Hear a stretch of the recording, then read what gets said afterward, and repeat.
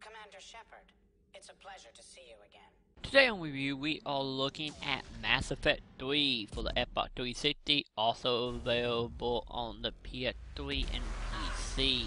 Mass Effect 3 is, of course, the pinnacle of this overall story that's been built from Mass Effect 1, 2, and all the little random games from the iPad, iPod, and so on. So, in this review, I will not be giving away any specific story giveaways, mainly like the ending or so no worry, you can watch the review without worrying about knowing what happened exactly in detail. So, of course, the story of Mass Effect 3 is take place 6 months after the event of the Rival, which was the DLC for Mass Effect 2, with of course your Shepard, male or female, being more or less on trial for what he or she ended up doing in that DLC, and pretty much right in the middle of it, the Reaper, of course, the invasion have started, and it pretty much you escaping Canada to go out into Galactic Fate to try to figure out what's happening, recruit more people to an overall army to build a item that will end up either destroying the Reaper or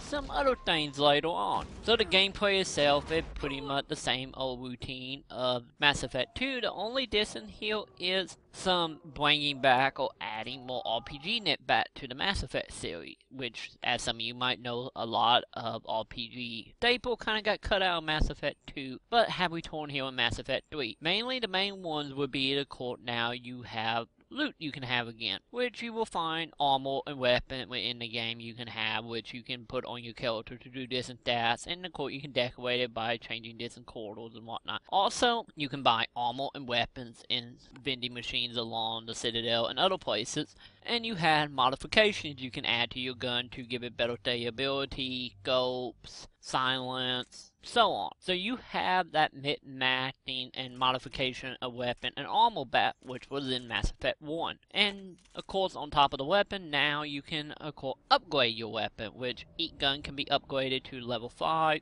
and can add random different things to it. And on top of buying all the guns and armor, all the original armor and gun from the Part 2 Mass Effect have returned with all the DLC that you may or may not got to play at, depending on if you actually bought the stuff or bought Collector Edition at different location. So all previous weapon and armor DLC is in Mass Effect 3 for free, and you can upgrade yourself as you more or less see fit. And on the whole actual leveling side for your character, now it's fairly similar to the way it worked in Mass Effect 2, with you taking points and putting in random attribute depending on what character you're leveling or whatnot. The difference here is now every 4 level of your skill tree, you really will have a skill tree, which will give you 2 options for whatever skill you are leveling, which kind of add a little bit more in-depthness to building your character, and you can really build your character out in combat scenario that you want your character to be. Sadly, that's not really the case as far as the actual story is concerned here, because as previous iterations of Mass Effect, you will know your conversation trees is always deep, interesting, and complex. And if most of the time they kind of did go around in circles. But in Mass Effect 3, most of that is cut out. It usually you have 1 to 3 way to end a conversation, and you have at the most 3 questions you can add that doesn't really go into a skill tree. You more ask a question, they reply to it, and then you back to where you began, and not actually full conversation here. And of course, you also continue having your Renegade and Paragon-ness in the conversation, which haven't changed at all, up and down. And you also have the quick time event that they introduced in Mass Effect 2. But in many cases with them, they seem to be forcing you down a one-way character, because in some scenario you will be having to do a Renegade act, and if you do not do the Renegade act, you will die.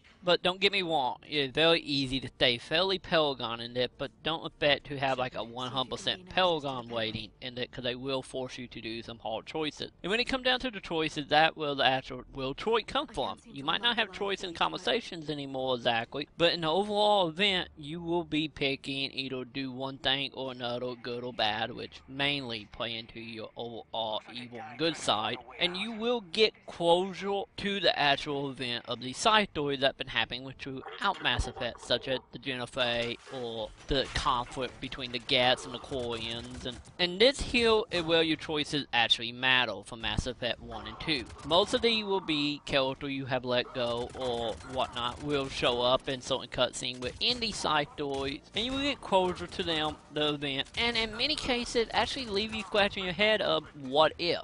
What if certain people in Mass Effect 2 didn't make it? How would it play out? Because they're such a pinnacle part of the story. We do not add replayability to Mass Effect 3, but it will make you want to go back Elite to Mass Effect 2 to train some decision to see how it would play out in 3. But then you get to the end of the game, which you may or may not get closer depending on your attitude to this ending. And in many cases, you might be left more wondering, how do these scenes actually play out, and if they any will at all, which may end up going into the supposedly re-editing of the ending that BioWare are doing at the time of the recording. But all that is kind of up in the air at the moment of what that is. So overall, you will get closer to the side missions. You will see certain character you wreck. Your choices does matter, but more matter is from the choices of Mass Effect 1 and 2, not exactly your choices in 3. 3 is a lot more focused and straight to the point about a lot of stuff. But on the other side of that, we have now Connect adding into the game.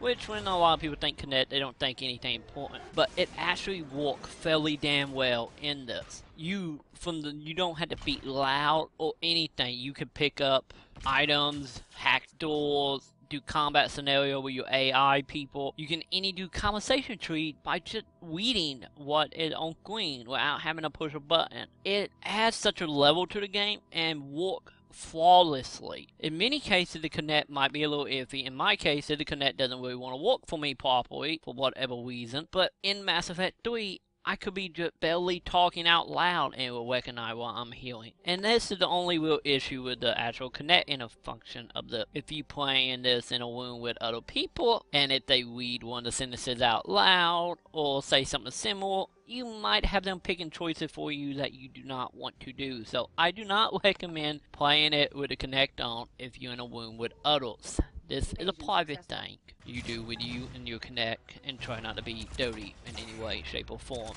So don't make Liara dance. I don't know if he will or not. But anyway, outside of the Connect and the actual story of the single player, you of course have multiplayer within this, which is pretty much Horde mode. Not a lot have been added here. The only thing that made it this into any other Horde mode is mainly the jobs and the classes and the leveling system. Because the leveling system for Mass Effect single player carry over completely in this. So you have the same in-depth leveling system, and you have the ability to play as every class from the original Mass Effect single player, and then you will be rewarded points while along with your level, which you can use to buy packs, which will be randomized item, might it be metagel or gun or character. Because not all characters are unlocked at outset. Mainly, the human character for each class will be unlocked, but if you want to play as such like a Quarian or Krogan or Torian, you will have to play the multiplayer and try to get enough money to actually buy the items. And the items are completely randomized, but if you do not want to play the game over and over, you can of course spend real money on buying the packs. From anywhere from 80 points to like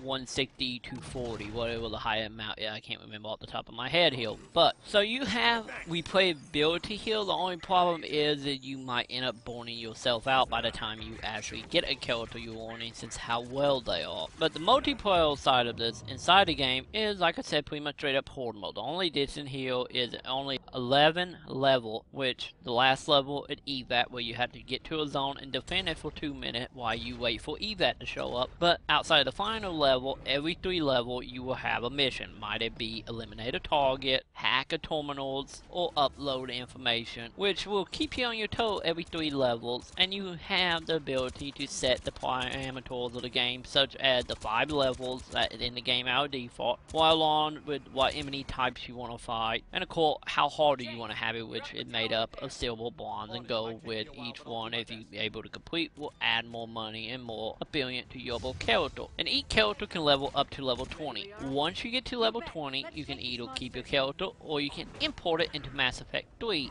which will overall add to your galactic readiness, which playing the multiplayer will also add to your galactic readiness, which end up playing a factor within the ending scenario of the actual single player game. So sadly, you actually gotta play the multiplayer if you want to get the best out of the single player. But on the other side of it, you can play it alone if you so desire, or up to 4 other teammates. So, overall, Mass Effect 3 might be a little bit of a letdown in many places, and bring closure to other, and then on the other side of Fetcher to leave you scratching your head. But it's still a fantastic game across the board, any with a lot of a shortcoming. So, overall, I give Mass Effect 3 I've been counting.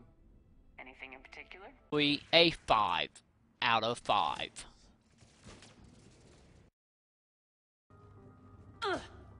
Damn it.